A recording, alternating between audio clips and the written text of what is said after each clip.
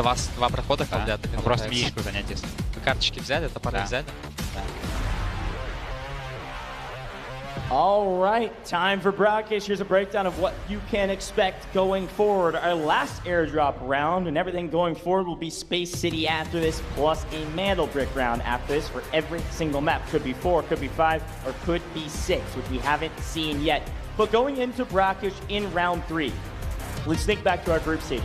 What can we expect going into this round? Do you expect to see a lot of gunfights, or do you expect to see something more similar to Zero Dam with a very slow, methodical, strategic gameplay loop, everybody just trying to get out of the map? I think we will see that. I really do. You know, the pressure, well, I say that, and the only caveat I have is, again, the longer this goes, I feel like ESG and Q9 cannot continue to play passively. I just don't think it's within their DNA. I think not what they do either. Well, you know, I think they played so passively now that it's actually messed them up. Well, let's take a look at some of our spawns. Gold Silver gets the Tower of Babel, and ESG finally getting a little bit lucky. They also get the Tower of Babel spawn, so both those two teams fighting over the Tower of Babel, or theoretically fighting, at least sharing the Tower of Babel. Whereas on the north side, we've got Ink and we've got Fallen hot on each other's heels, playing around Market and Crank, playing around Grand Hammam. Mantle Brick Addiction playing up in Cherrytown. And it looks like Q9 got a Cryo spawn, it looks like, in playing Royal Museum. That means Q9 will not have a Tier 1 spawn going into our next Mantle Brick round. That's right, which is going to be big, okay? You want that Tier 1 spawn, but the way it is, unfortunately, that's the way the law ended up being laid out. For Q9, though, again, a team that doesn't want to be passive. They're not a passive team. They're an aggressive roster. Can they slow things down? Yes. But I think this is where they start to get active and they start to push out a potential. After they loot up, of course, a couple of minutes, maybe they push up and start getting into teams. That's where they found the most success throughout their respective match. Now, Fallen on our screen, just looting up. Let's take a look at the left-hand side of our screen and look at some of our operators, gun choices, and everything in between. Anything stand out to us? I think, namely, it looks like Mantle Brick Addiction is actually burning one of their Cenevas for this non-Mantle Brick round. Boldo rocking the Ceneva. And as per the usual, it looks like we at least got 2 members of NBA rocking the LMG category weapons, which is nice, whereas Yuval's rocking an interesting kit for this one. Don't see a lot going on in his inventory right now. Maybe just trying to conserve some cash, or maybe we're getting that updated on the back end. Either way you look at it, you can see not a ton of really solid gear being brought in for a non-Mantle Brick round in order to conserve some of the cash that they've, frankly, fought pretty hard to try to get. And that's across the board for everybody else. We see some of our operator metas and things across the board. Nothing huge standing out to me there, but I'll keep an eye out to see if there's anything else that gets picked up. Looks like ESG, by the way, are kind of following suit. I guess this is one note about operators, following suit of what Q9 did in the first round. Round 3, they're saying, can we get Nox out of the way? We don't want to use Nox right now, so let's just use both of them for this. And frankly, we gotta give Nox a bad rap in operations. I think he's got a role in this game. I actually, frankly, like playing him a lot. You could see ESG use Nox to actually play for more solo, duo, solo, trio fights where they can surprise their opponents and catch them off angles. They're probably going to go for kills here based on what they find in our Tower of Babel. I want to say, by the way, not bad from ESG and Q9's perspective. Nearly $1 million already earned. ESG's been profiting. Of course, that's Tower of Babel as a whole, and that's before they even get involved into the engagements against Gold Silver, which Oxygen might be the closest one. Quite a bit being found by Gold Silver. Yeah, Crazy Dog looking great. That's going to put up, I believe, Gold Silver. Yeah, 1.5 million. When do you start weighing your options of let's get out of here? Because let's not forget, Gold Silver is in second place when it comes to overall match earnings. They were leading even that over Ink, who is in third, by almost 3 million. Yeah, and I think the classic conversation is, well, when my safe box has runneth over and I cannot fit anything in my safe box, that's when I'll consider stockpiling one player and sitting him out of dodge. Look, I will say the players have kind of figured out that if we don't take down the Blue Eagle early, he gets real annoying. Right. If you guys watch any of our regional finals for EU or North America, Blue Eagle was racking up a body count. And they were also racking up a body count during Mantle Brick rounds, killing people that were guarding the Mantle Brick. It was insane, but also you get some loot from taking down Blue Eagle. And ooh! Oh, is it a key card? Picks up the Muse Survey key card. That is a huge boon for his team, I believe. Let's see it rack up. 2 key cards out of that? We take those every day of the week. Well played, gentlemen. Nice value add to their total there. Huge indeed. A lot of millions being rolled around. Gold, silver at 1.9, Q9 at 1.4, Fallen at 1.3. These are the teams that really needed it, especially Q9, who was all the way at the bottom at the start of this game. Maybe this is the turnaround point. It's the confidence booster heading into the next Mandelbrick round. Dude, I am a loot goblin. I just want you to know. Hey, I know you are. Dude, when I see you open a chest and that thing spins for way too long, I get so anxious. I get so excited to see what is about to pop out. I think those key cards went for about 300K or so a piece. Nothing insane, but definitely worth the value. You see FN jump up to 1.5 mil because of the loot they found. Taking down Blue Eagle. Here's a look at some of our other squads, and I think it's going about like you had mentioned at the beginning, and I think you double backed on it, so we were kind of going back and forth. But pretty slow to start things off. Right. I mean, it makes sense. Pretty classic for these types of maps for round 1, round 3. You don't have to take fights, at least not early. There will absolutely be fights over extraction points.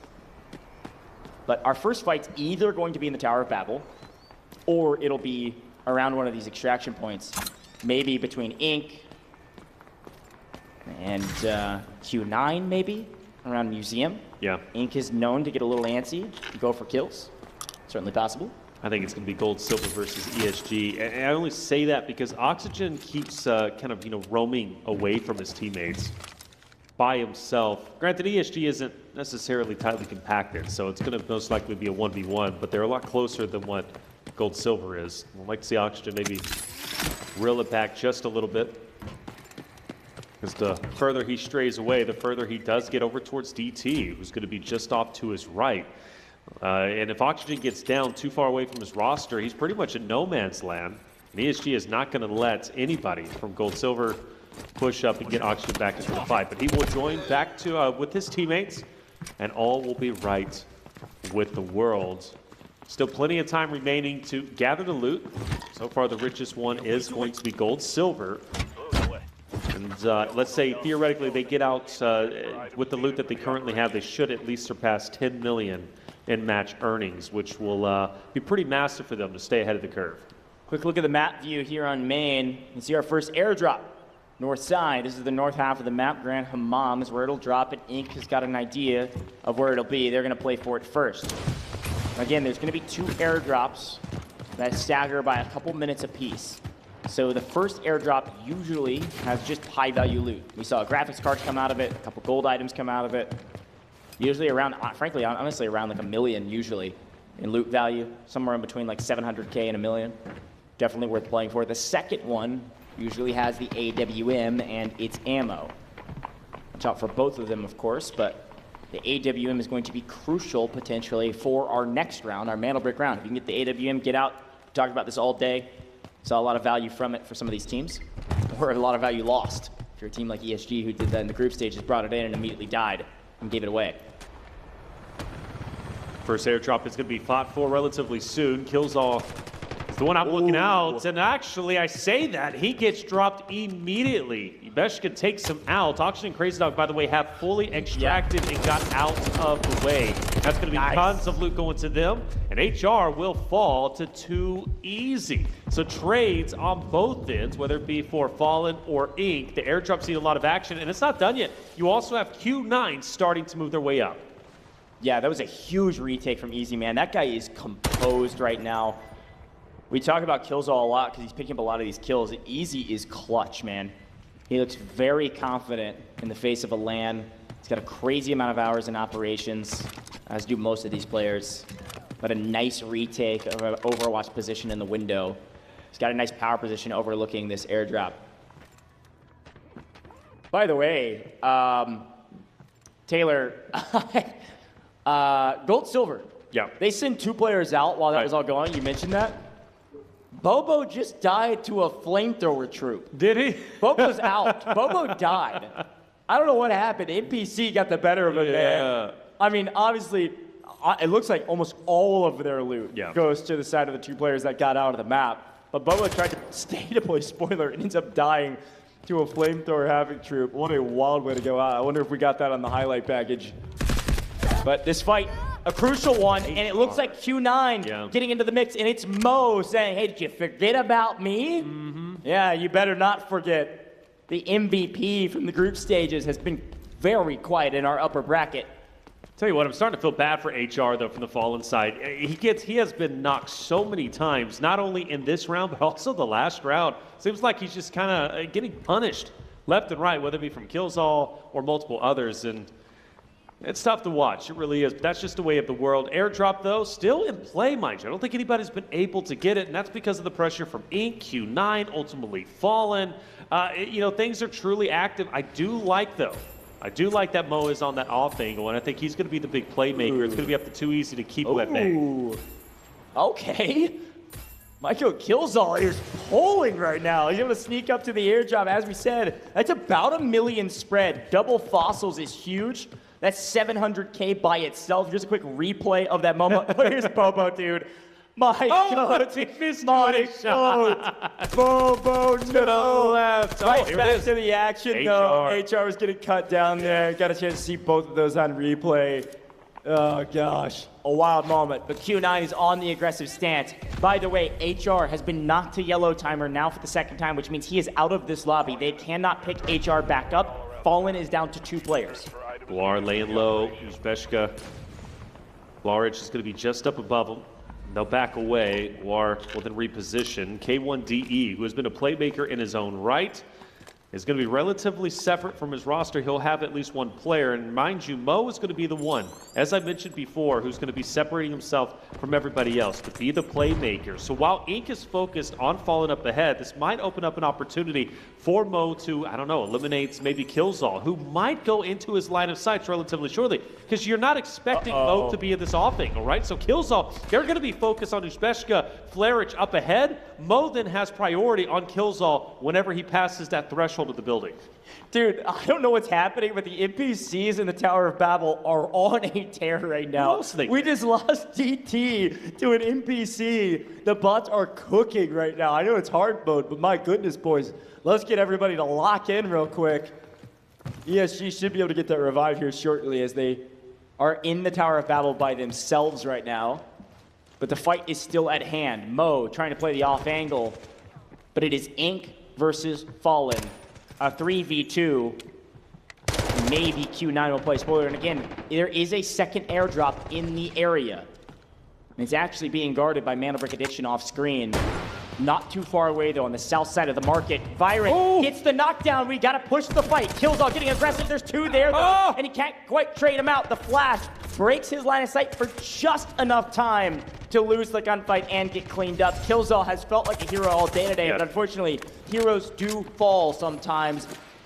And Uzbeshka and Flarich played that perfectly, played slow, and they got it. But look at what's happening on screen right now. Mana Brick Addiction on a tear. No, Q9 ripping down one member of NBA, fighting for this second airdrop. Of course, it's Mo, and I think he's starting to feel back into his element. What made him so powerful throughout Match A was his ability to disengage from his roster, be the tip of the spear, and push forward. And that's exactly what he just did on the single player from NBA. Of course, fighting for the airdrop out in the middle. NBA, though, they are a team that knows how to recover it quite well, and it's going to be Yuval from a distance who's going to try and do exactly that with the dual LMG, which is what they started off with. But of course, for Skydie, this guy, he's been known to make plays. He did it just a little bit ago in the last round, pushing up the extraction point, taking down the entirety of Inc before they could even get out, putting them on the back pedal in 3rd place.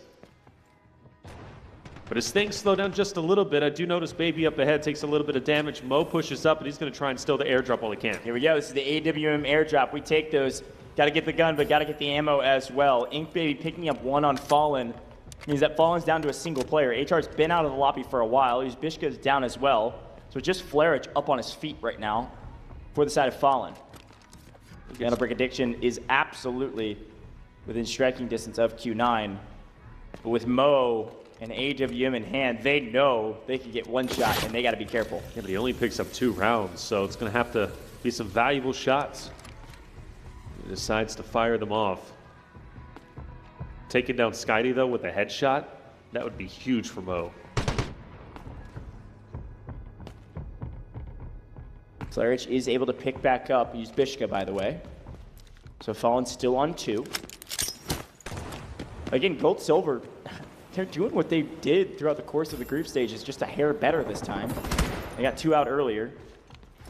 Lost 1 to an NPC, but got 2 out with 2 million. They're just racking up totals, forcing the other teams to fight for Mantle Brick and trying to catch them on the loot category. Q9's got the AWM. They're going to be playing slow here. Loot what boxes that you can. Throwing a nice M249 into your inventory. Definitely one of the meta weapons of the day. Technically an LMG. You can build it to feel like an AR though. And it hits like a dang truck. I think Q9 backs away from this, maybe goes down towards helipad. Could be one of the significant plays they can make, get out with the AWL. I mean, 3.6 million, that is a massive gain for them. Considering the fact they started in 5th place at 5.26, this will put them in the running for top 2, if not already top 2. Because Gold Silver, I've already extracted at 2.1 million, so I think they'll just have a minor lead. But for Q9, again, putting them right back in the running, making things a lot less scary going into what could be the next map, or should be the final map of the next map. Next Mantle Brick round, depending on how NBA decides to play it. And so we will have... Oh, wow, nice. Boldo died a while ago. Yeah. That timer was about to go down. There was enough action on the north side. They were able to pick up Boldo just in time. Mantle Brick Addiction back on their feet with 3 players. There's only 4 minutes left on the clock. There's been some action, some interesting fights, but most of this lobby is still standing. We've basically just lost Bobo to an NPC and HR to the fight earlier.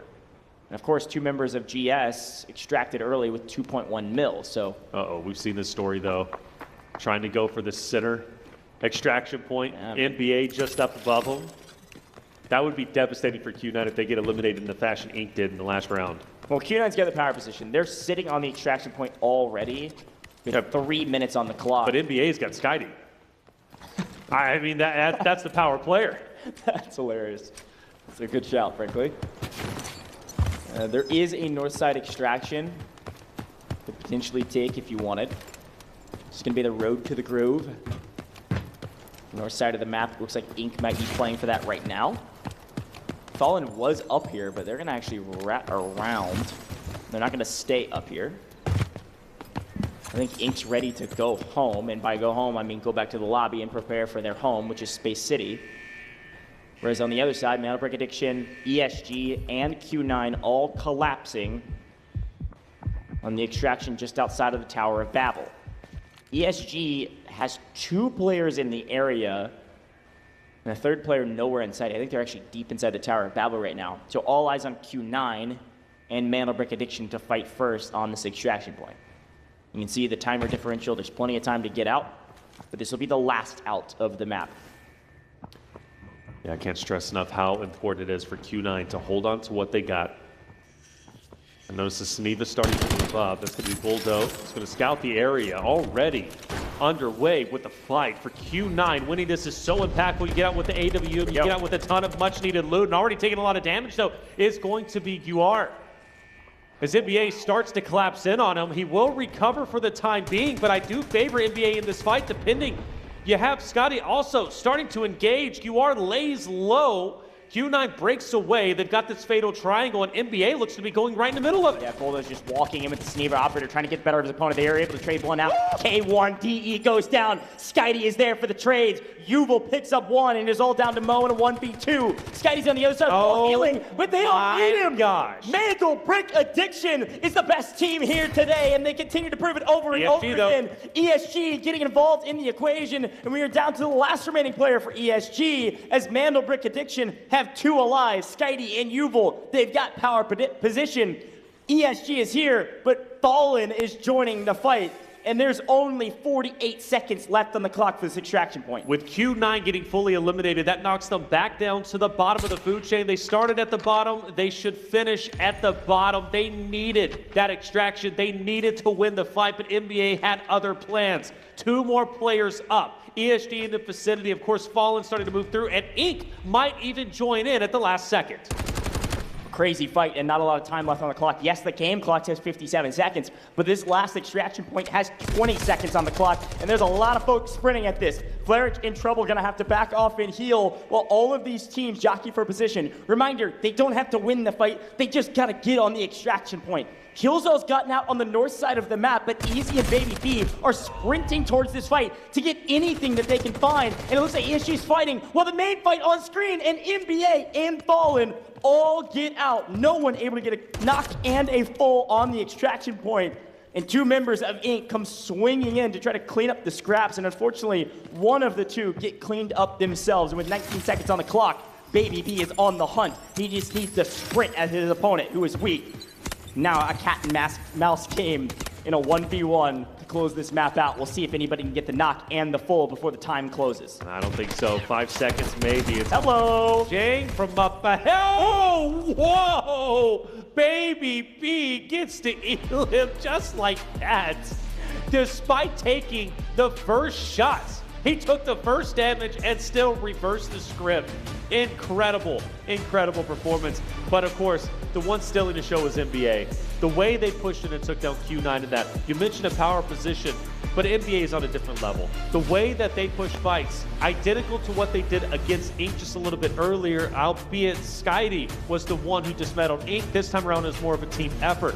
But let's talk about how special it was for them to take Q9 off of that position. The round earnings is still going to be impactful, especially if other rosters are able to get Mandel bricks themselves. For Gold Silver, again, skating by to this point, but hey, all of a sudden looking like a front runner to move into the finals as a whole. ESG at 1.88 million, but let's jump down Q9 all the way at the bottom. Again, they had a great opportunity to extract with a ton of assets, but they were eventually taken down by NBA, which ended up being their demise. As far as damage down, it's relatively even across the board. Fallen, though, almost out edging out Q9, but couldn't do it in the end. As far as NBA goes, it's actually quite surprising to see their damage be as low as it is, despite them outslaying Q9. Well, that was one of the only main fights they took, though, right? They only picked up 3 total kills, which was against that roster at the very end. They were in a little bit of a blender at the beginning of that matchup, and then closed out near perfectly. Skydie, Yuval, obviously, with Boldo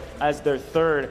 This is the team that's the best team on the day. It's the best team in the last round. This is the best team right now, and there's no questions about it. Not only in this last round, can we remind ourselves, Yuval, the MVP this time around, they picked up so many MVPs over the course of the day. Yep. 3 kills, 2 assists, a 3-0 KDA, and then also a round damage of almost 500. A huge boom.